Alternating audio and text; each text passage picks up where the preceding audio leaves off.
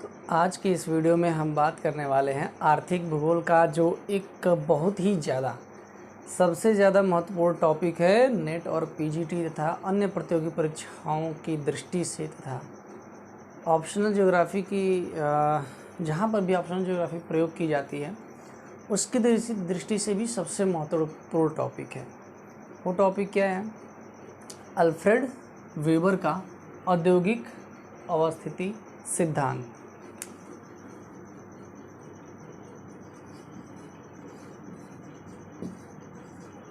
Alfred weber का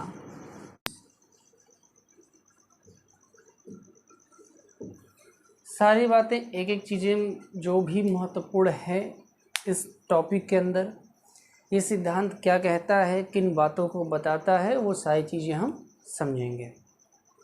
channel पर नए हैं और क्लास आपको पसंद आती है तो सब्सक्राइब ज़रूर कीजिएगा, लाइक कीजिए, दोस्तों में शेयर भी कीजिएगा ताकि ज्ञान बांटने से बढ़ता रहे।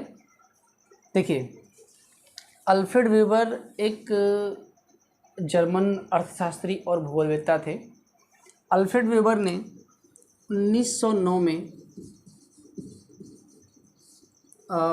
एक सिद्धांत दिया, थ्योरी दी, जिसका नाम था ओबरडेन स्टैंडन डेन इंडस्ट्रीज। ठीक है, 1909 में इन्होंने जर्मन भाषा में ये थ्योरी दी, इनकी पुस्तक प्रकाशित हुई और 1929 में फ्रेडरिक महोदय ने, याद रखिएगा, 1929 में फ्रेडरिक महोदय ने theory of location of industries नाम से इनके सिद्धांत का इंग्लिश में अनुवाद किया। कहते क्या है ये सिद्धांत है क्या, किसके बारे में बताता है? तो देखिए, ये सिद्धांत बताता है उद्योगों की अवस्थिति के बारे में, लोकेशन के बारे में। अवस्थिति समझते ना, स्थान के बारे में, कि उद्योग कहीं कोई किसी भी चीज़ का उद्योग या कोई भी उद्योग कहाँ पर होना चाहिए। बाज़ार के पास में होना चाहिए या जहाँ पर कच्चा माल उपलब्ध है वहाँ पर होना चाहिए। तो उद्योगों के बारे में बताता है कि वेबर महोदय ने बताया कि उद्योग आखिर होने कहाँ चाहिए जिससे से ज़्यादा लाभ प्राप्त किया जा सके। ठीक है, देखिए, सबसे पहले हम वेबर महोदय के सिद्धांत की कुछ मान्यताएं हैं, इन मान्यताओं को समझेंगे और उसके बाद फिर एक एक करके सारी चीज़ों पर डिस्कस करेंगे। देखिए, वेबर के, आप आराम से इसको नोट भी कर सकते हैं, सिद्धांत की मान्यताएं। वेबर के सिद्धांत की मान्यताएं। देखिए, वेबर महोदय कहते हैं, इनका सिद्धांत, मान्यताओं का मतलब होता है कि इनका सिद्धांत किन बातों पर आधारित है, इनके सिद्धांत में किन बातों को ध्यान में रख करके इन्होंने अपना थियोरी दिया है, अपना सिद्धांत दिया है। मतलब कुछ ऐसे क्राइटेरिया होंगे ना जिनको ध्यान में रखते हुए लोग अपने थियोरी देते हैं कि ठीक है, इन शर्तों के अनुसार मेरी ये थियोरी चलती है। तो वेबर महोदय का भी यही कहना था कि कुछ मान्यताएं हैं और उन्हीं मान्यताओं के अनुसार, जैसे हमने पिछले क्लास में आपको वान थ्यूनेन का बताया था, तो वान थ्यूनेन के सिद्धांत में वान थ्यूनेन ने कुछ मान्यताएं दी थी कि ये होगा तब ऐसे करके मेरा सिद्धांत फॉलो किया जाएगा। तो इनके भी सिद्धांत की कुछ मान्यताएं हैं। पहला क्या था? समदैशिक सतह।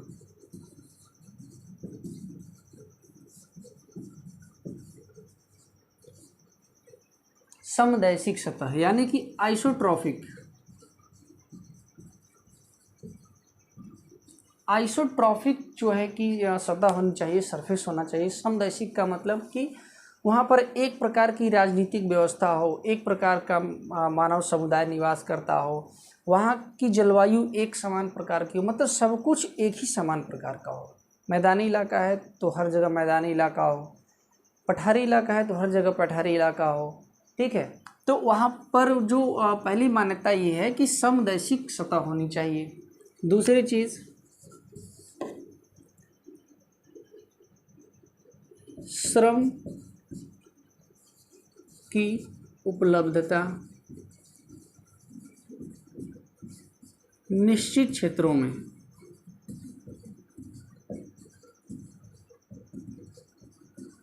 वेबर महोदय ने कहा कि किसी निश्चित क्षेत्रों में ही श्रम उपलब्ध होंगे। ऐसा नहीं है कि श्रम हर जगह उसी कॉस्ट पे उपलब्ध हैं, ऐसा नहीं है। श्रम यानी कि मजदूरी, सीधे से शब्दों में आप कहिए कि मजदूर, तो मजदूर क्या होंगे, निश्चित क्षेत्रों में ही उपलब्ध होंगे और उनकी जो मजदूरी होगी वो निश्चित क्षेत्रों में निश्चित होगी। ऐसा नहीं है कि बाज़ार के समीप जो मजदूर हैं वो भी उसी कॉस्ट पे काम करेंगे और बाज़ार से दूर किसी ग्रामीण क्षेत्र में या कहीं और कोई मजदूर है तो वो भी उसी कॉस्ट पे काम करेंगे, ऐसा नहीं है। ठीक है। तो जो तीसरी मान्यता है इनकी, बाजार में पूर्ण प्रतिस्पर्धा, इनके सिद्धांत की तीसरी मान्यता ये कहती है कि बाजार में पूर्ण प्रतिस्पर्धा होगी, मतलब कि परफेक्टली कंपटीशन होगा बाजार में, और उस बाजार में जब कंपटीशन होगा, पूर्ण प्रतिस्पर्धा होगी, लोग अपने अपने उद्योगों को लगाने के लिए क्या करेंगे, फाइट करेंगे, compete करेंगे एक दूसरे से। चौथी मान्यता क्या कहती है, राजनीतिक,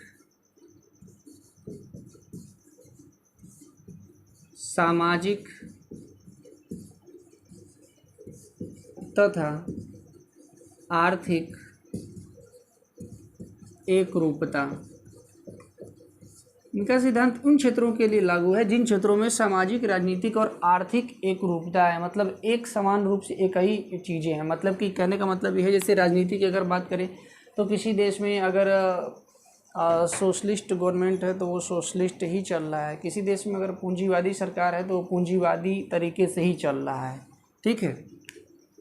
पांचवी बात क्या है, परिवहन लागत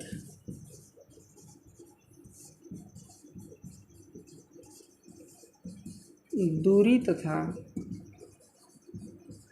भार के अनुपात में बढ़ती है।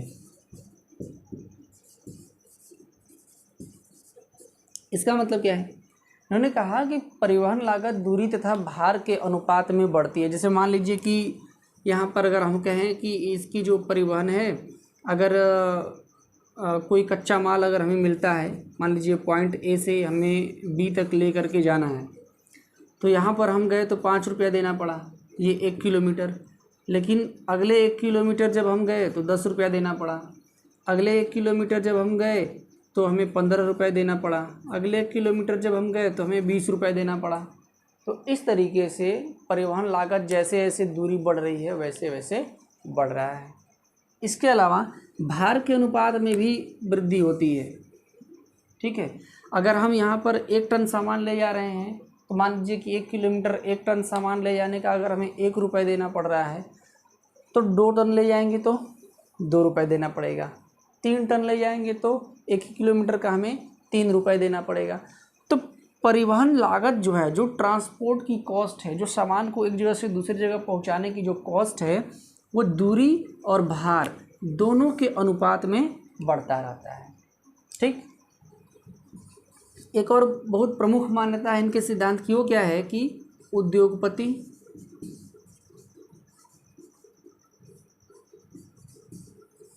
तथा श्रमिक दोनों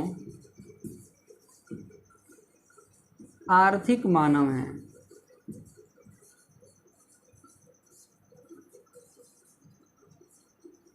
देखिए, उद्योगपति तथा श्रमिक ये दोनों के दोनों क्या हैं, आर्थिक मानव हैं।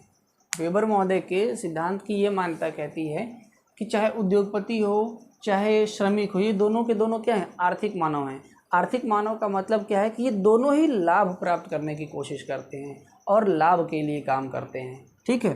तो ये वेबर महोदय के सिद्धांत की कुछ मान्यताएं होंगी। ठीक है। अब इन मान्यताओं को समझने के बाद हम ये समझेंगे कि इनका सिद्धांत अब कहता क्या है। लेकिन एक चीज़ और, इनके सिद्धांत को समझने से पहले हम कुछ शब्दावली, कुछ टर्म्स इन्होंने प्रयोग किया था वेबर महोदय ने, अगर उसको हम सीख लेते हैं तो इनके सिद्धांत को समझने में आसानी होगी। तो आइए उस टर्म को सीखते हैं। ठीक है। तो यहाँ पर सीख लेते हैं कुछ महत्वपूर्ण शब्दावली। ठीक ना, आराम से आप इसको नोट कर सकते हैं, बना सकते हैं। देखिए कुछ महत्वपूर्ण शब्दावली, वेबर महोदय ने कुछ टर्म्स यूज किए, कुछ शब्द यूज किए, कुछ वर्ड्स यूज़ किए अपने सिद्धांत में, और उन वर्ड्स को अगर टर्म्स को अगर हम अच्छे तरीके से सीख लेते हैं तो हमें इनका सिद्धांत समझने में कोई भी दिक्कत नहीं आएगी। देखिए पहली बात उन्होंने यूज़ किया सर्वसुलभ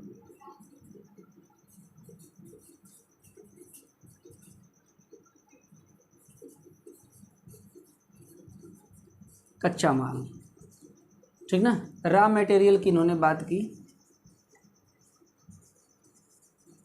रॉ मटेरियल यानी कि कच्चा पदार्थ, ठीक है।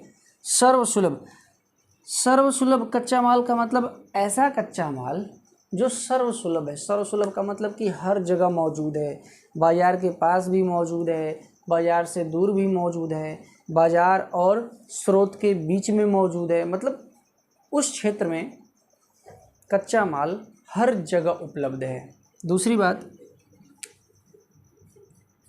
और क्या है,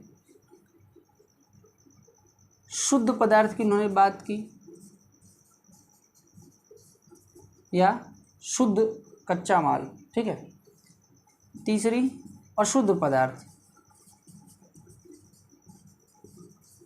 यानी कि ग्रास मटेरियल की बात इन्होंने की।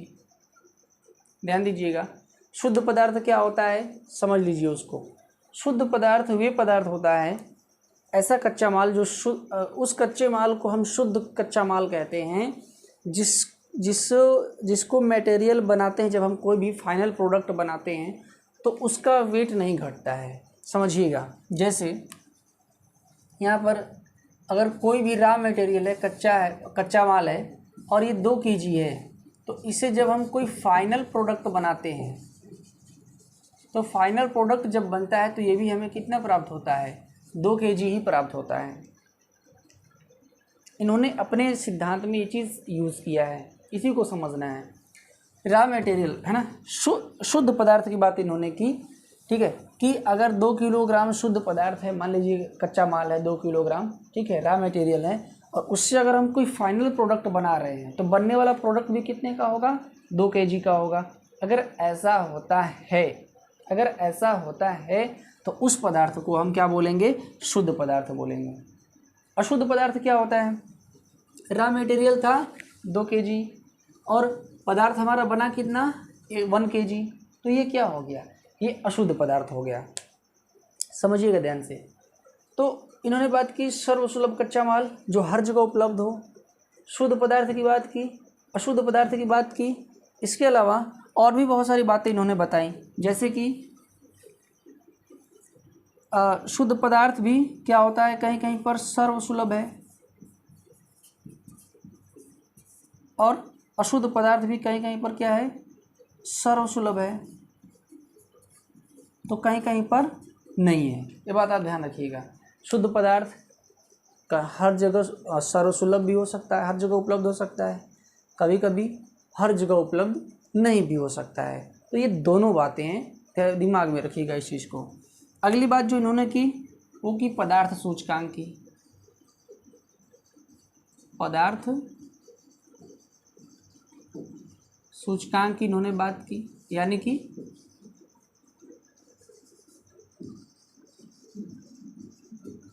मटेरियल इंडेक्स, ठीक है, MI की बात इन्होंने की, मटेरियल इंडेक्स की बात की।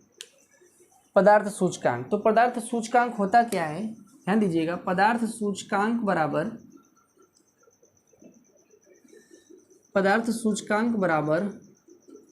कच्चे पदार्थ का भार या कच्चे माल का भार अपान उत्पाद का भार, यानी कि वेट ऑफ RM यानी कि raw material upon finished product, weight of finished product, इस बात का ध्यान रखिएगा आप।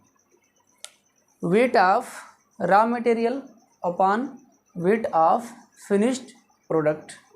इसकी तीन बातें सामने आई। तीन बातें क्या हैं भाई? देखिए, पहली बात, अगर रॉ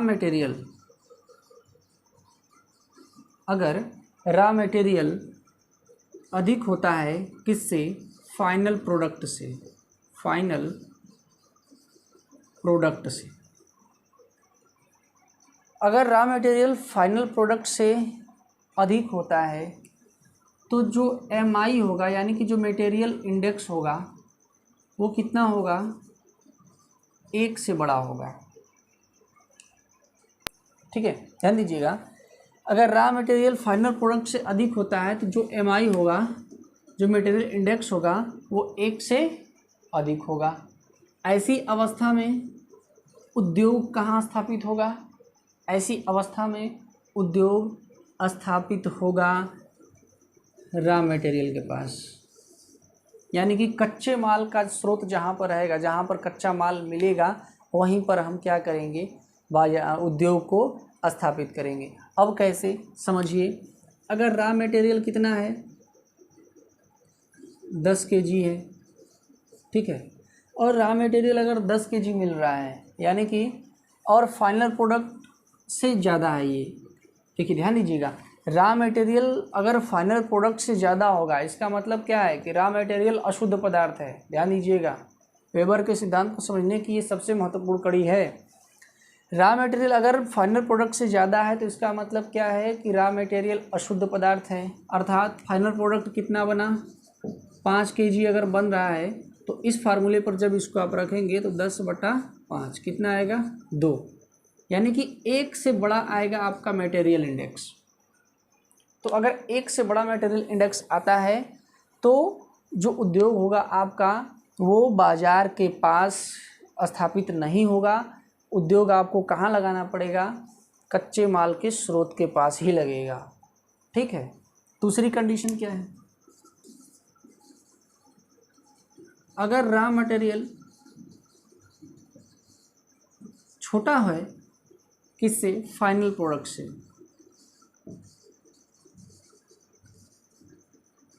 तो जो मटेरियल इंडेक्स होगा उसका मान क्या हो जाएगा? छोटा हो जाएगा 1 से।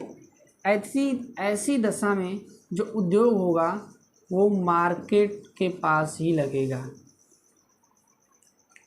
समझिए, यानी कि रॉ मटेरियल कितना था? समझिएगा, रॉ मटेरियल मान लीजिए कि 5 kg था, ठीक है। कच्चा पदार्थ क्या था? 5 किलोग्राम था, लेकिन फाइनल प्रोडक्ट कितना मिला? 10 kg मिला। इसको भी इस फार्मूले पर रखेंगे, ठीक ना। 5/10 करें कितना आएगा? 1/2, यानी कि 0.5। मटेरियल इंडेक्स 1 से छोटा हो गया, 0.5 हो गया। तो ऐसी दशा में हमें उद्योग कहाँ लगाना चाहिए? मार्केट के पास लगाना चाहिए। अगर कच्चा पदार्थ हमारा कम है और उससे बनने वाला जो प्रोडक्ट है वो बहुत ज़्यादा बन रहा है, तो हमें उद्योग कहाँ लगाना चाहिए? हमें उद्योग जो है कि बाज़ार के पास लगाना चाहिए, मार्केट के पास लगाना चाहिए। तीसरी बात, अगर रॉ मटेरियल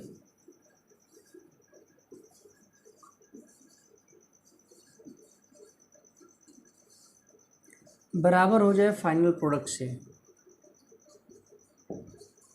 फाइनल प्रोडक्ट, अगर रॉ मटेरियल फाइनल प्रोडक्ट के बराबर है, यानी कि 10 kg रॉ मटेरियल था तो 10 kg हमें फाइनल प्रोडक्ट भी मिला। 10 kg रॉ मटेरियल था और 10 kg फाइनल प्रोडक्ट भी मिला, तो ऐसी दशा में हमें जो उद्योग है वो बाज़ार के पास ही लगाना चाहिए। ठीक है, ऐसी दशा में। लेकिन एक बात ध्यान रखिएगा, कोई ज़रूरी नहीं है कि इस दशा में आप बाज़ार के पास ही लगाएंगे, ये शर्त है नहीं इसमें एक्चुअली। यानी कि जो आपका मटेरियल इंडेक्स होगा वो क्या हो जाएगा? बराबर हो जाएगा 1 के। तो मटेरियल इंडेक्स जब 1 के बराबर हो जाए तो ऐसी दशा में जो आपका उद्योग लगेगा वो रॉ मटेरियल के स्रोत के और मार्केट के बीच कहीं पर भी हम स्थापित कर सकते हैं। यानी कि जो कच्चे माल का स्रोत है और जो मार्केट है, कच्चे माल के स्रोत और मार्केट के बीच में किसी भी बिंदु पर आप अपना उद्योग स्थापित कर सकते हैं।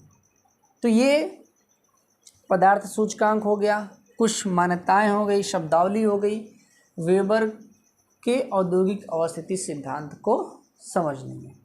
क्लियर। अब हम कुछ ऐसे फैक्टर्स की बात करेंगे, कुछ ऐसे कारक की बात करेंगे जिन कारकों का प्रभाव पड़ता है उद्योगों की अवस्थिति पर। वो कौन कौन से कारक हैं, क्या क्या चीज़ें हैं, उसको समझते हैं। ठीक है, इसको मिटा देते हैं।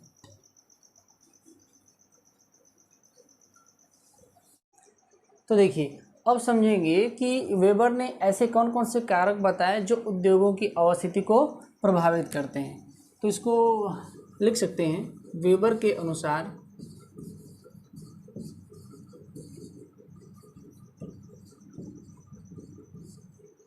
उद्योगों की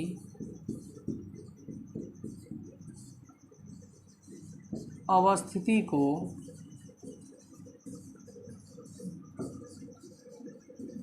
प्रभावित करने वाले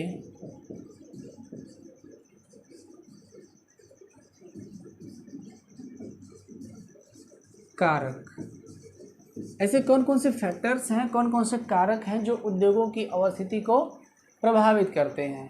ठीक है, देखिए इसमें सबसे पहले हम पहले जो कारक की बात करेंगे वो कारक होगा परिवहन लागत।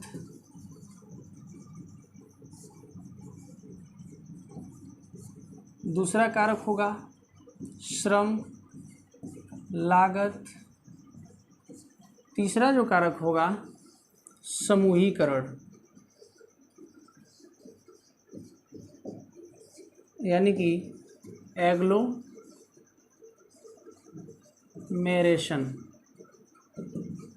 समूहीकरण। ये तीन चीज़ें हैं जो वेबर के अनुसार उद्योगों की अवस्थिति को, यानी कि इंडस्ट्रीज़ की लोकेशन को प्रभावित करती हैं। ये तीनों चीज़ें ही किसी इंडस्ट्री को अगर हम कहीं लगा रहे हैं तो उन पर प्रभाव डालती हैं। वो चीज़ें क्या क्या हैं? परिवहन लागत है, दूसरा श्रम लागत है और तीसरा है समूहीकरण। इन्हीं तीनों चीज़ों को आराम से समझना है, तो एक एक करके समझेंगे। सबसे पहले परिवहन लागत को समझेंगे। तो परिवहन लागत में क्या होगा कि दो स्थितियाँ हमारे सामने निकल करके आती हैं।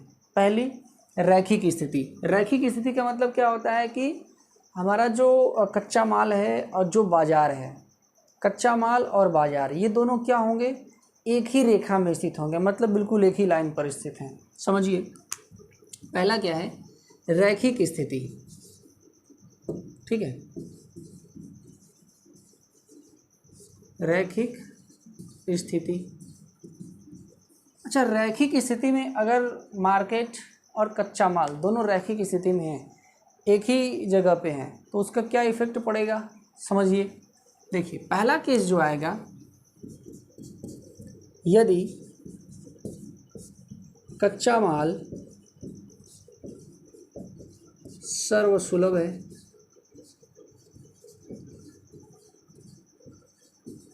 यदि कच्चा माल सर्वसुलभ है, ठीक है, ध्यान दीजिए, कच्चा माल अगर सर्वसुलभ है तो रैखिक स्थिति में कच्चा माल अगर सर्वसुलभ होता है तो जो हमारी इंडस्ट्री होगी वो कहाँ होगी? मार्केट के पास स्थापित होगी। क्यों? ध्यान दीजिए, ये एक क्षेत्र है और इस क्षेत्र का मार्केट यहाँ पर है, ये एक क्षेत्र है और इस क्षेत्र का मार्केट यहाँ पर है। होगा क्या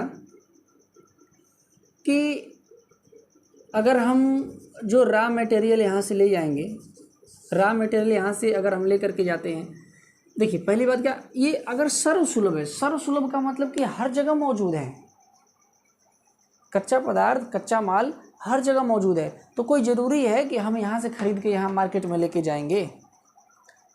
कह रहा है कि कच्चा माल सर्वसुलभ है, अर्थात कच्चा माल हमें मार्केट के पास भी उपलब्ध है, तो हमें यहाँ फैक्ट्री लगाने की क्या ज़रूरत है? अगर हम यहाँ पर फैक्ट्री लगाएंगे तो जो हमारा फाइनल प्रोडक्ट तैयार होगा उसको यहाँ से ढो करके यहाँ लाने में हमारी ट्रांसपोर्टेशन कॉस्ट चली जाएगी, जिसका कोई मतलब नहीं रहेगा। समझिए, कच्चा माल अगर सर्वसुलभ है और हम उद्योग मार्केट के पास ही लगाएंगे। अगर नहीं लगाएंगे, मान लीजिए कच्चा माल हम यहाँ है, यहाँ रॉ मटेरियल है, अगर यहाँ पर हम इंडस्ट्री लगा देते हैं, यहाँ पर अगर हम उद्योग स्थापित कर देते हैं, तो जो हमारा प्रोडक्ट तैयार होगा, जो उत्पाद बनेगा, वो यहाँ से यहाँ पर लाने में उसके लिए हमें क्या करना पड़ेगा, परिवहन लागत खर्च करनी पड़ेगी। तो वो एक्स्ट्रा चला जाएगा, उसका कोई मतलब नहीं होगा। ठीक। दूसरी बात अगर हम करें कि यदि कच्चा माल शुद्ध है, अर्थात शुद्ध का मतलब क्या, शुद्ध का मतलब हमने बताया था, क्या चीज़ बताया था कि अगर 2 kg रॉ मटेरियल है, 2 kg अगर रॉ मटेरियल है, ठीक है, तो उसका जो फाइनल प्रोडक्ट है वो भी कितना हो रहा है, 2 kg हो रहा है। जैसे मान लीजिए कि अगर हम सूत की बात करें तो 2 kg सूत है, तो उससे कपड़े भी कितने तैयार होंगे, जो कपड़े तैयार होंगे उसका वेट भी कितना होगा, 2 kg होगा।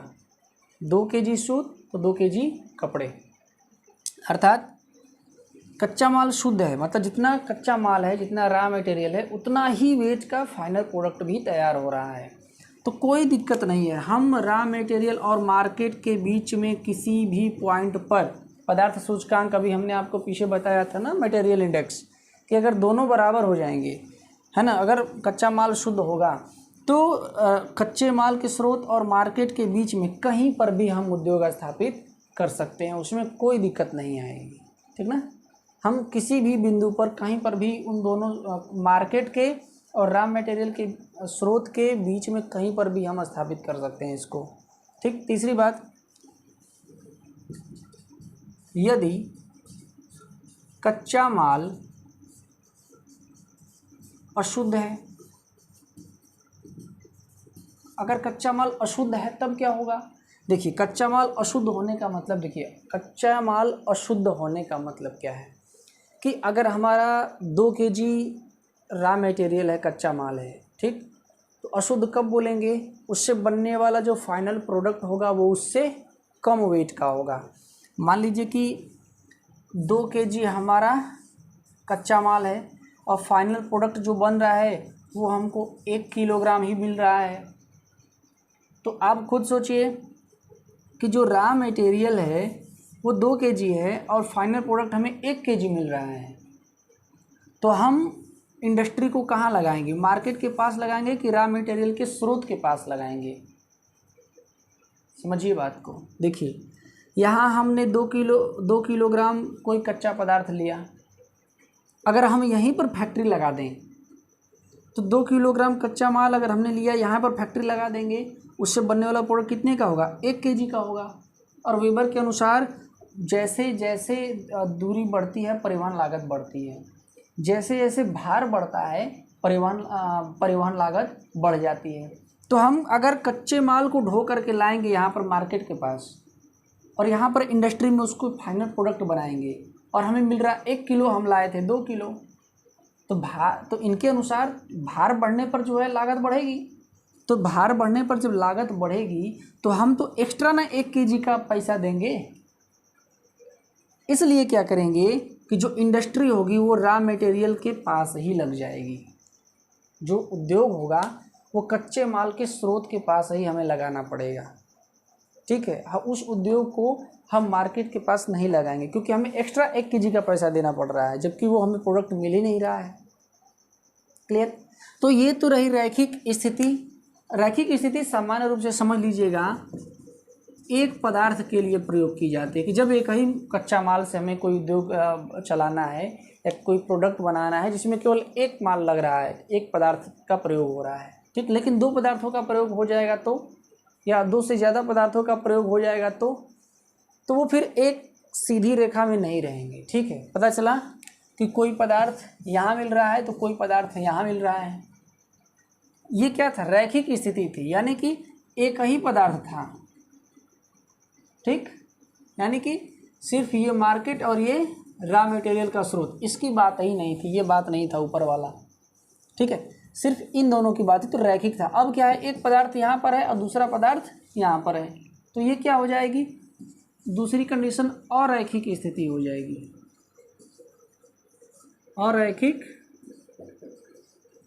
स्थिति हो जाएगी। अरैखिक स्थिति में भी कुछ कंडीशन होगी, वो समझिए क्या होगी। अरैखिक स्थिति में अगर हम कंडीशंस की बात करें तो यदि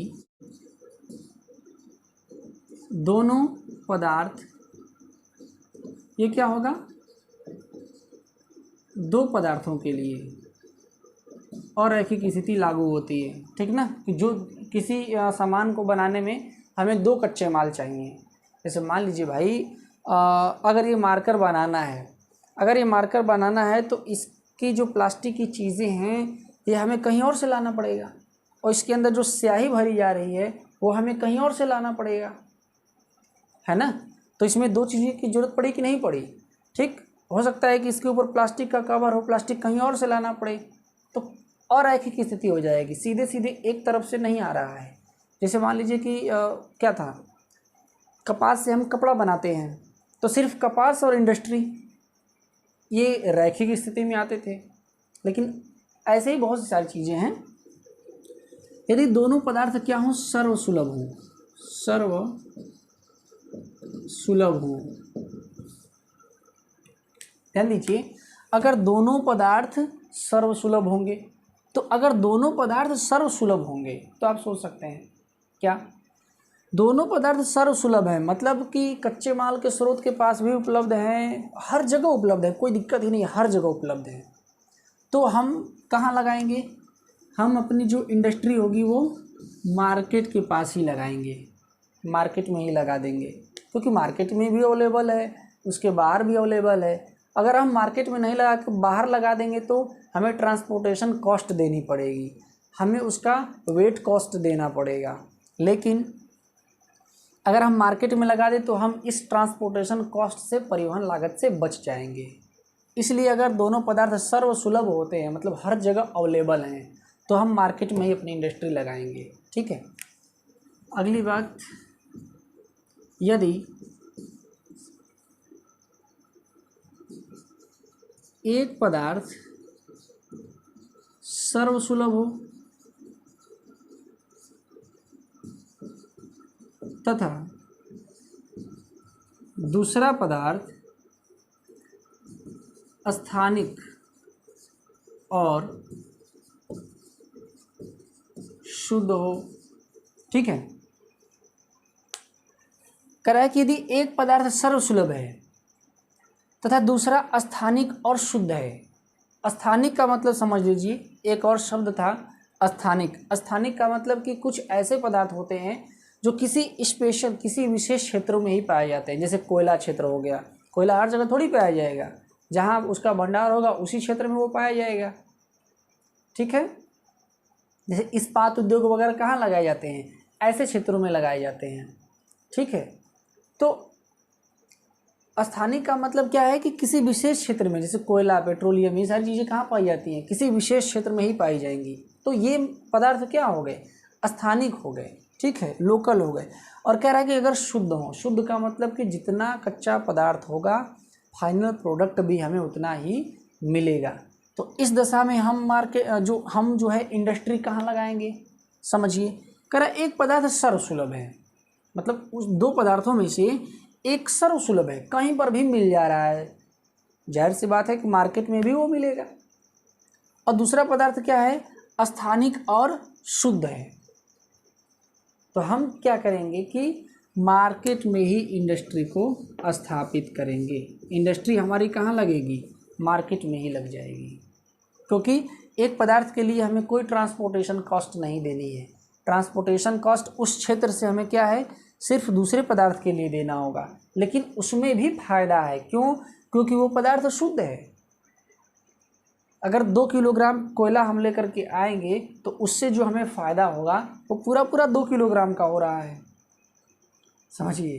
2 किलोग्राम आम लेके आ रहे हैं तो 2 किलोग्राम आम का हमें पूरा फ़ायदा हो रहा है, मार्केट में हम पूरा सेल कर दे रहे हैं उसको, ठीक है। इसलिए हमारी इंडस्ट्री कहाँ लगेगी, मार्केट में लगेगी। ऐसा नहीं है कि अशुद्ध है, 2 किलो था हम लाए, हमें मिला 1 किलो, तो 1 किलोग्राम का हमें क्या हो गया, घाटा हो गया, ऐसा नहीं है, ठीक है। तीसरी कंडीशन क्या है कि यदि दोनों स्थानिक हो और शुद्ध हो। ठीक है, दोनों स्थानिक और शुद्ध हो। कह रहा है कि यदि दोनों पदार्थ स्थानिक हों, दोनों किसी अलग अलग विशेष क्षेत्र में पाए जा रहे हों, लेकिन शुद्ध दोनों हैं, मतलब जितना हम 2 किलो लाएंगे तो 2 किलो ही हमें फाइनल प्रोडक्ट उससे मिलेगा, घाटा होने का कोई बात ही नहीं है उसमें। तो कह रहा है कि इस दशा में हम फैक्ट्री कहाँ लगाएंगे, तो इस दशा में भी फैक्ट्री हम लगाएंगे मार्केट के पास ही।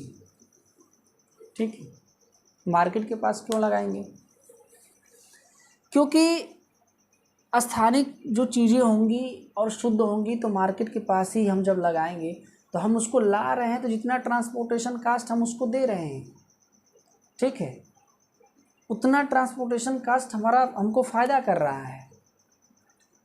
अगर अशुद्ध होता तो हम मार्केट के पास नहीं लगाते, ये बात आप ध्यान रखिएगा। अशुद्ध हो जाएगा, दोनों स्थानिक और अशुद्ध हो तो फिर हमें देखना पड़ेगा, वो कंडीशन बताएंगे आगे कि तब क्या करेंगे उस दशा में, ठीक ना।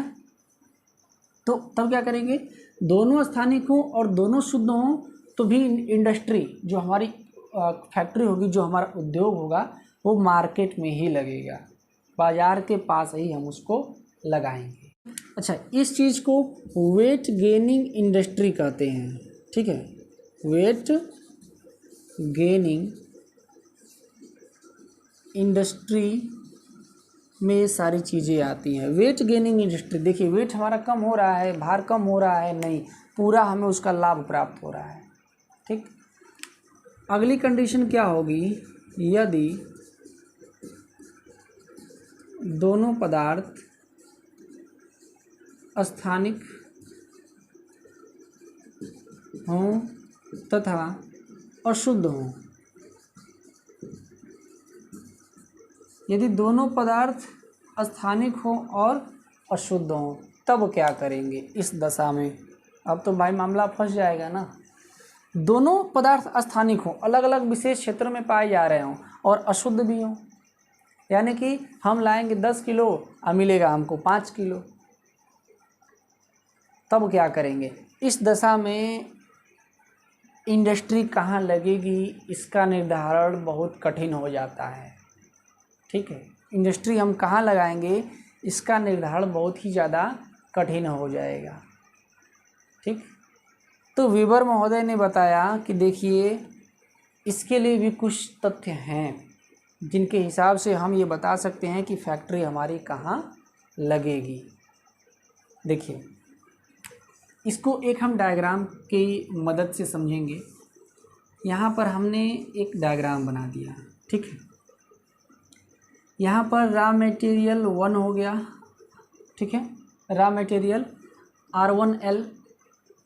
यहाँ पर जो दूसरा स्थानिक पदार्थ है वो हो गया R2L,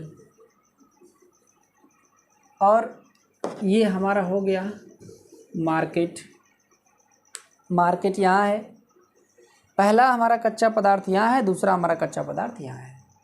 मान लेते हैं इन दोनों के बीच की जो दूरी है वो कितनी है, 100 किलोमीटर है, और मार्केट की भी दूरी कितनी है, 100 किलोमीटर है। मार्केट से भी दोनों पदार्थों की दूरी कितनी है, 100 किलोमीटर है।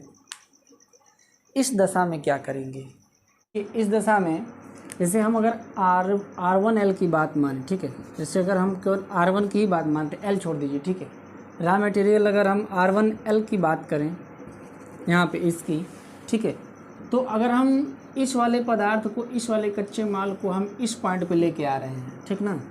मान लीजिए कि 2 टन पदार्थ है और 2 टन पदार्थ को 100 किलोमीटर लाने में हमें 100 रुपये खर्च करने पड़ रहे हैं। मतलब कि 2 टन पदार्थ हम 100 किलोमीटर लाएंगे तो हमारा जो है कि प्रति किलोमीटर 1 रुपया खर्च होगा, तो 100 किलोमीटर में 100 रुपये खर्च होगा। ठीक है, तो देखिए ध्यान दीजिए, जब हम इस वाले पदार्थ को यहाँ पर लेके आ रहे हैं तो चूँकि 2 टन पदार्थ है तो 2 गुणे 100 किलोमीटर लेके आ रहे हैं, गुणे 1 किलोमीटर पर 1 रुपया खर्च हो रहा है। ठीक, ये चीज़ हो गया। प्लस अब चूँकि इस वाले पदार्थ को हम लेके यहाँ पर आए हैं और इस वाले पदार्थ को तो कहीं नहीं लेके जाना है, तो इसका कहानी ख़त्म ही हो गया। तो 2 टन ये पदार्थ और 2 टन ये पदार्थ, दोनों कितना हो गया 4 टन। लेकिन पदार्थ क्या था, अशुद्ध पदार्थ था।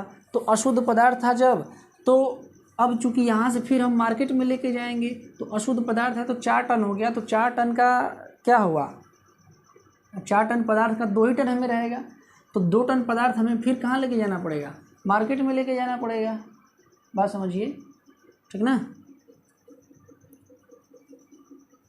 तो 2 टन पदार्थ हम मार्केट में लेकर के जा रहे हैं, ठीक। तो 2 टन पदार्थ का पर किलोमीटर 1 रुपया है। तो फिर 100 किलोमीटर जाने में हमें कितना लगेगा, चूँकि 2 टन पदार्थ है तो 100 किलोमीटर जाने में फिर हमें 100 रुपये खर्च करने पड़ेंगे। 2 टन का प्रति किलोमीटर जाने पर 1 रुपया लग रहा है। तो 2 टन अगर हम 100 किलोमीटर लेके जाएंगे तो 100 रुपया लगेगा। तो कुल कितना हो जाएगा, तो ये 200 प्लस ये 100 बराबर 300। उसी तरीके से अगर हम R2L की बात करें, अगर अब हम यहाँ पर सामान न बना करके अब हम इंडस्ट्री अपनी यहाँ पे बना रहे हैं, R2L पे इंडस्ट्री अपनी लगा रहे हैं, तो अपनी इंडस्ट्री अगर हम R2L पे लगा रहे हैं तो सेम प्रोसेस होगा। यानी कि इस वाले मटेरियल को हमें यहाँ पर लेके जाना पड़ेगा और इसकी अपनी कोई ट्रांसपोर्टेशन कॉस्ट नहीं लगेगी। तो सेम चीज़ होगा, ठीक ना, सेम होगा। और इसके अभी कॉस्ट हमें कितना आएगा, 300 आएगा, ठीक है। अब ध्यान दीजिए, हमने यहाँ पर भी इंडस्ट्री लगा के देख लिया, यहाँ पर भी इंडस्ट्री लगा के देख लिया। अब हम इंडस्ट्री लगाएंगे सीधे मार्केट में। मार्केट में अगर हम इंडस्ट्री लगा रहे हैं तब क्या होगा भाई, समझिए। यहाँ से भी ये पदार्थ हम 100 किलोमीटर लेके जाएंगे मार्केट में, और यहाँ से भी ये पदार्थ हम 100 किलोमीटर लेके जाएंगे मार्केट में।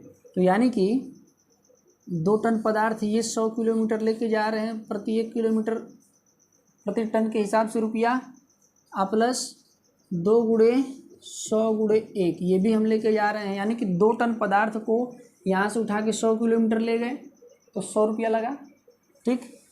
यानी और 2 टन पदार्थ को यहाँ से उठा के हम कहाँ ले गए, यहाँ लेके गए, और खर्च भी 100 के हिसाब से आया। तो ये कितना हो जाएगा, 200 प्लस ये कितना हो जाएगा 200, यानी कि कुल 400 रुपये हो गया। यानी कि इसका खर्च तो और बढ़ गया। अब हम इन दोनों सोर्स के बीच में यहाँ एक आई बना लेते हैं, और इसी आई पर हम क्या करते हैं, इंडस्ट्री स्थापित करते हैं। ध्यान दीजिएगा, इस आई पर हम इंडस्ट्री स्थापित करेंगे। तो जब हम आई पर इंडस्ट्री स्थापित करते हैं तो इस पदार्थ को यहाँ, चूँकि टोटल दूरी 100 किलोमीटर थी, हम फैक्ट्री लगा रहे हैं, हम इंडस्ट्री लगा रहे हैं बीच में, तो ये वाली दूरी कितनी हो जाएगी 50, और ये वाली दूरी भी कितनी हो जाएगी 50। अब यहाँ से 50 किलोमीटर इसको लेके आना है, यहाँ से 50 किलोमीटर इसको लेके आना है, यानी कि 50 रुपये ही खर्च हो रहा है। तो 2 टन पदार्थ को हम ले करके यहाँ से यहाँ जाएंगे तो हमारा कितना खर्च होगा, 50 रुपया खर्च होगा। प्लस ध्यान दीजिएगा, 2 टन पदार्थ यहाँ से लेके हम यहाँ पर आएंगे तो हमारा कितना खर्च होगा, 50 रुपया खर्च होगा, ठीक। ध्यान दीजिएगा, अब यहाँ पर हमने पदार्थ ला लिया, ठीक है, कितना हो गया, 4 टन पदार्थ हो गया।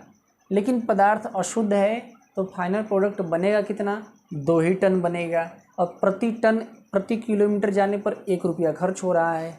तो जब पाइथागोरस प्रमेय आप लगाएंगे तो पाइथागोरस प्रमेय के हिसाब से जब यहाँ से ये तो देखिए तिरछी लाइन है, ये दूरी पड़ रहा था 100 किलोमीटर पड़ रहा था, लेकिन जब ऐसे आप जाएंगे, यहाँ से जाएंगे तो ये 86.6 किलोमीटर ही पड़ेगा, 86.6 किलोमीटर ही ये पड़ेगा, ठीक है, समझिए बात को।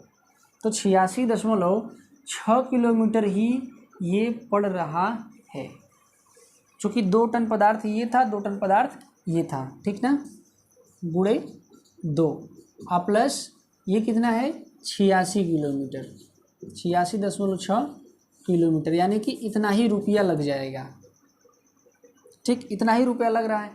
तो 50 50 100 और गुणे ये 2 कितना हो जाएगा भाई, ये हो जाएगा 200, प्लस ये 86.6 बराबर कितना हो जाएगा, 286.6 रुपया खर्च करना पड़ेगा।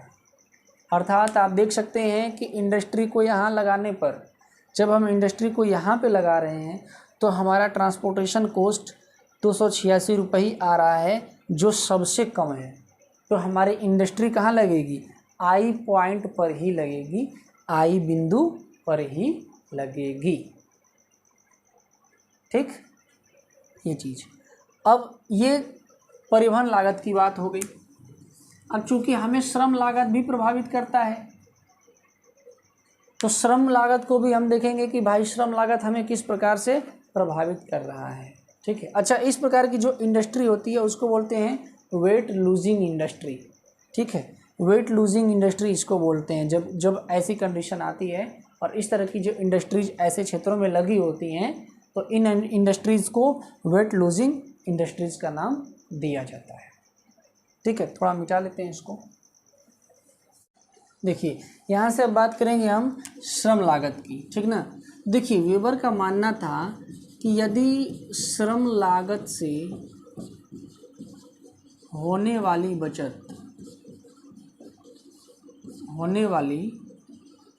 बचत, यदि श्रम लागत से होने वाली जो बचत होगी, मतलब श्रम लगाएंगे लेकिन जो लागत आ रही है उसमें अगर बचत हो जा रहा है, किससे बचत हो रहा है, बचत अगर ज़्यादा हो परिवहन लागत से,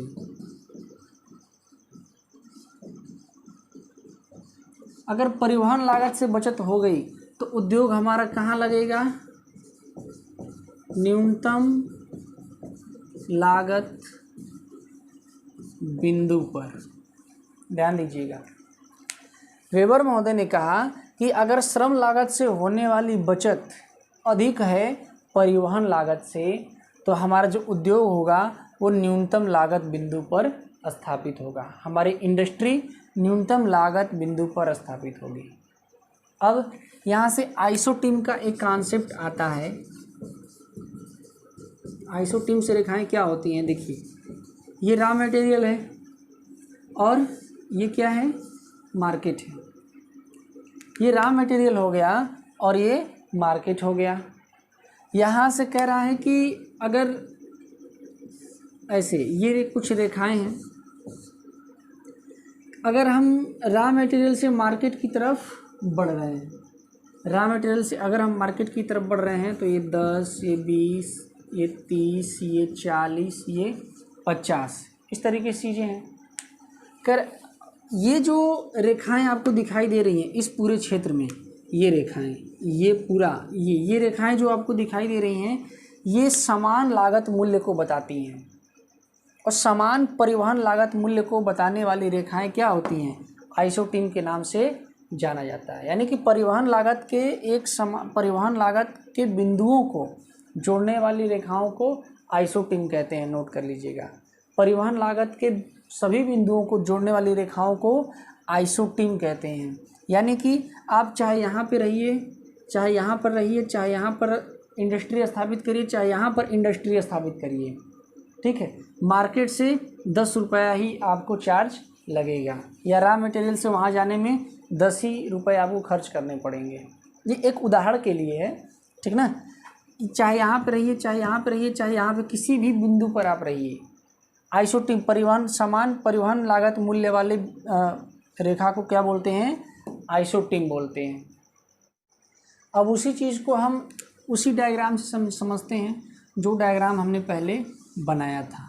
ठीक है, देखिए ये R1L, ये R2L और ये M था, ये I था। ठीक, ये बात थी ना, ये हमने बनाया था। अगर हम यहाँ पर R2L की बात करें, R2L पर अगर हम कहें कि हमारा जो परिवहन लागत है R2L पर वो 400 रुपये है, और प्लस जो श्रम लागत है वो 500 रुपये है। अगर हम कहें कि R2L पर ये 400 क्या है, परिवहन लागत है, और 500 क्या है, श्रम लागत है, तो हमारा जो टोटल खर्च आएगा वो 900 रुपये आएगा। लेकिन अगर हम आइसोटीम खींचते हैं, ठीक है, अगर हम आइसोटीम बना दें इस तरीके से, ठीक, मान लीजिए ऐसे हमने आइसोटीम बना दिया 10, 20, 30, 40, 50, 60, 70, 80, 90, 100, ठीक है, 110 और 120। अगर हमने ऐसे आइसोटीम रेखाएं खींच दी, आइसोटीम रेखाएं अगर हमने इस प्रकार से खींची हुई हैं और अब हम इसका मूल्यांकन कर रहे हैं कि अब हम मार्केट से कितनी दूरी पर अपना उद्योग स्थापित करेंगे। चूँकि श्रम की भी बात है, एक बात आप ध्यान दीजिएगा, अगर मार्केट के पास में मज़दूर आप ढूंढ रहे हैं तो मज़दूर आपको महंगे मिलेंगे, अर्थात श्रम ज़्यादा लगेगा, मजदूरी ज़्यादा देनी पड़ेगी। और मार्केट से अगर थोड़ा दूर आप हो रहे हैं, समझिए बात को, मार्केट से अगर आप दूर हो रहे हैं तो श्रम आपको सस्ता मिलेगा। तो ये भी आपको देखना है कि और परिवहन लागत ही मैटर नहीं करता है बल्कि श्रम लागत भी मैटर करता है। ठीक है, केवल परिवहन लागत मैटर नहीं करेगा, क्या मैटर करेगा? श्रम लागत भी मैटर करेगा। क्लियर? इस बात को समझिए। तो अगर हम क्या करें कि यहाँ पर 900 रुपये खर्च आ रहा हो, लेकिन हम यहाँ से 1 2 3 4 5 6 7 8 9 10 11 12वें पर अगर आप चले जाएं, ठीक है, अगर हम O12 पर चले जाते हैं, O12 आइसोटीम पर, O12 आइसोटीम पर अगर हम कहें कि जो हमारी इंडस्ट्री है O12 आइसोटीम पर स्थित है,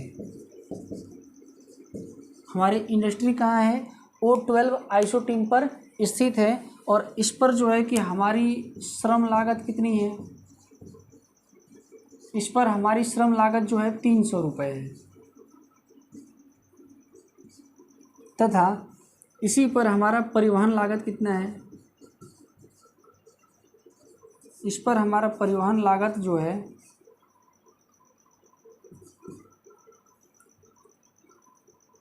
मान लीजिए कि 200 रुपये है। ठीक, आइसोटीम पर देखिए R2L पर क्या था? हमारा श्रम लागत 500 रुपये था और 400 रुपये परिवहन लागत थी। लेकिन अगर हम O12 आइसोटीम पर चले जाएं तो हमारा श्रम लागत कितना है? 300 रुपये, और परिवहन लागत हमारा वहाँ पर जाने का कितना लग रहा है? 200 रुपये लग रहा है। तो टोटल हमारा खर्च कितना आएगा? ठीक है, ये जो परिवहन लागत है ये अतिरिक्त है। आप सोचेंगे ना भाई कि परिवहन लागत कम कैसे हो गया? कम नहीं हो गया, परिवहन लागत कम नहीं हुआ है। ठीक है, परिवहन लागत कम नहीं हुआ है, ये अतिरिक्त लगा है। यानी कि पहले परिवहन लागत कितना लग रहा था? 400 रुपया, अब 200 रुपया और बढ़ गया है, लेकिन श्रम लागत हमारी कम हो गई है। समझिए बात को, श्रम लागत हमारी कितनी हो गई है? कम हो गई है। और परिवहन लागत को यहाँ पर हम O12 पर 120 है, 120 रखते हैं। परिवहन लागत हमारी अतिरिक्त जो चार्ज लगा है वो 120 रुपया चार्ज लगा है। तो अब टोटल हम वैल्यू क्या करते हैं? कैलकुलेट करते हैं। ठीक है, देखिए तो परिवहन लागत पहले से कितना था? 400, अतिरिक्त कितना लगा? 120 रुपये, और अब श्रम लागत जो पहले 500 लग रहा था अब कितना लग गया? 300 रुपये लग गया। तो अब इन दोनों को कैलकुलेट करिए तो 0 2 और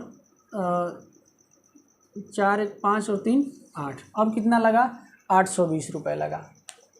ध्यान दीजिए, पहले कितना लग रहा था? 900 रुपये, लेकिन श्रम सस्ता होने की वजह से हमारा अतिरिक्त हम परिवहन में यानी कि ट्रांसपोर्ट में और ज़्यादा पैसा खर्च किए, लेकिन सस्ते श्रम सस्ते मजदूर हमें मिल गए। तो हमें वहाँ पर क्या हुआ? 80 रुपये का फ़ायदा हो गया। हमारी जो कॉस्ट वहाँ पर फाइनल प्रोडक्ट की आ रही है वो 820 रुपये आ रही है। तो हम अपनी इंडस्ट्री कहाँ लगाएंगे? श्रम लागत को भी देखते हुए O12 आइसोटीम पे लगाएंगे।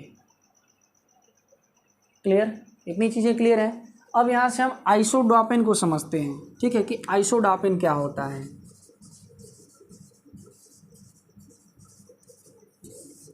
तो आइसोडापेन क्या होती है? देखिए आइसोडापेन की, देखिए आइसोटीम क्या होती है? समान परिवहन लागत वाले मूल्यों को जोड़ने वाली रेखा होती है। हमने आपको बताया समान परिवहन वाले मूल्यों को जोड़ने वाली रेखा होती है जो पदार्थ को मार्केट तक पहुंचाती है। यानी कि अगर दो पदार्थों की हम बात करेंगे, ये तो जो पहले डायग्राम हमने बताया था ये एक पदार्थ का था, ठीक है। अगर हम इसको दो पदार्थों की बात करें, अगर हम इसको ऐसे बना दें, मार्केट की तरफ से भी बना दें, अगर हम आज जैसे हम R1L के लिए बात किए थे, हम R2L के लिए भी इधर से बना दें, R2L से भी हम इधर के लिए बना दें, तो इधर से इधर के लिए क्या होगा, ये क्या होगा 50, ये 40, ये 30, ये 20 और ये 10 ऐसे होगा। तो आइसोटीम क्या करती है कि दो पदार्थों के समान परिवहन लागत वाले स्थानों को बताती है कि कहाँ कहाँ पर ये स्थान थे। तो आइसोडापन क्या करता है कि अतिरिक्त परिवहन लागत वाले जो स्थान होते हैं उनको जोड़ती है। आइसोडापन रेखा क्या है कि अतिरिक्त परिवहन लागत वाले स्थानों को जोड़ती है। अगर हम इसको जोड़ते हुए ये रेखा बनाएं, ठीक है, इसको जोड़ते हुए हम ये रेखा बनाएं, तो ये जो बाहर वाली रेखा हमने इस तरीके से खींची हुई है, ये रेखा क्या होगी, यही रेखा आइसोडापेन है, ठीक। ये क्या करती है कि अतिरिक्त परिवहन लागत वाले बिंदुओं को दर्शाती है, ठीक है, समझिए। अब देखिए इसकी कॉस्ट क्या आएगी, हर जगह सेम आएगी। ये 50 था, उधर से इधर से 10, तो 50 और 10 कितना हुआ 60। ये 20 और 40 कितना हुआ 60। 30 और 30 कितना हुआ 60। 20 और 40 कितना हुआ 60। 50 और 10 कितना हुआ 60। परिवहन लागत अगर एक समान हो रही है तो समान परिवहन लागत वाले स्थानों को जोड़ने वाली, देखिए आइसोटीम क्या था, दो पदार्थों का अलग अलग था, लेकिन आइसोडापेन क्या है, समान परिवहन लागत वाले स्थानों को जोड़ने वाली रेखा है। नोट कर लीजिएगा, इसको याद कर लीजिएगा। तो इस तरीके से आइसोटीम भी हो गया और हमारा जो है कि आइसोडापेन भी हो गया। क्लियर। अब हम बात करेंगे यहाँ से समूहीकरण की, एग्लोमेरेशन की। तो एग्लोमेरेशन क्या होता है, समूहीकरण क्या होता है, इस पर अब हमें क्या करना है, डिस्कशन करना है, ठीक है। तो समूहीकरण एग्लोमेरेशन का मतलब क्या है, सीधी सी बात आप समझिए। अगर हम एग्लोमेरेशन समूहीकरण की बात करते हैं, जैसे देखिए हम यहाँ पर कोई इंडस्ट्री बना रहे हैं, जैसे A, B और C, ये तीन अलग अलग चीज़ें हैं, तीन अलग अलग क्षेत्र हैं, लेकिन ये तीनों क्षेत्र क्या हैं, एक ही जगह स्थित हैं, ठीक ना। और इन अगर कोई भी सामान बनाने में इन क्षेत्रों से जो आने वाला जो कच्चा पदार्थ है वो एक ही जगह यूज़ में लिया जा रहा है। जैसे मान लीजिए इस क्षेत्र में इनसे आने वाला कच्चा पदार्थ प्रयोग में लिया जा रहा है, यूज़ में लिया जा रहा है। तो इन क्षेत्रों से आने वाला कच्चा पदार्थ अगर यूज़ में लिया जा रहा है, ठीक है, ध्यान दीजिएगा, इन क्षेत्रों से आने वाला कच्चा पदार्थ यूज़ में लिया जा रहा है। जैसे मान लीजिए कि आपको कोई चीज़ बनानी है, ठीक है, जैसे मान लीजिए कि आपको ये मार्कर ही बनाना है। इस मार्कर के लिए प्लास्टिक कहीं और से ला रहे हैं, ठीक। इस मार्कर के लिए स्याही कहीं और से ला रहे हैं। इस मार्कर के लिए जो है कि ये जो फाइबर वगैरह कुछ है वो कहीं और से ला रहे हैं। लेकिन जब तीनों को हम एक ही जगह, चूँकि इसका मैन्युफैक्चर करना है, तो अलग अलग हम थोड़ी इसको भेजेंगे कि नहीं स्याही भर दिया कहीं और लेके जाओ, फिर प्लास्टिक चढ़ाने के लिए कहीं और लेके जाओ, ऐसा तो करेंगे नहीं। तो कहने का तात्पर्य ये है कि ये तीनों काम अगर हम एक ही जगह करें तो सहूलियत भी होगी, श्रम भी बचेगा, परिवहन लागत यानी कि ट्रांसपोर्ट कॉस्ट भी बचेगी। जैसे मान लीजिए इसमें हमने क्या किया, स्याही डाल दिया, अब कह रहे हैं कि ऊपर से प्लास्टिक चढ़ाने के लिए इसको यहाँ से ट्रैवल करके कहीं और लेके जाओ, तो फिर वहाँ पर जो है कि ट्रांसपोर्ट कास्ट जोड़नी पड़ेगी। तो इससे बढ़िया है कि कच्चा माल एक ही जगह लाओ और वहीं पर पूरे इसकी क्या करो, इम्प्लीमेंट कर दो पूरा इसको, और फाइनल प्रोडक्ट इसका तैयार कर दो। तो ये होता है समूहीकरण। समूहीकरण एग्लोमेरेशन अगर होता है तो वेबर का मानना था कि इससे परिवहन लागत हमारी बच जाती है और श्रम लागत भी बच जाती है और सहूलियत भी मिलती है। यही है समूहीकरण, ठीक है। इसके अलावा वेबर के पूरे सिद्धांत को हमने आपको समझा दिया है।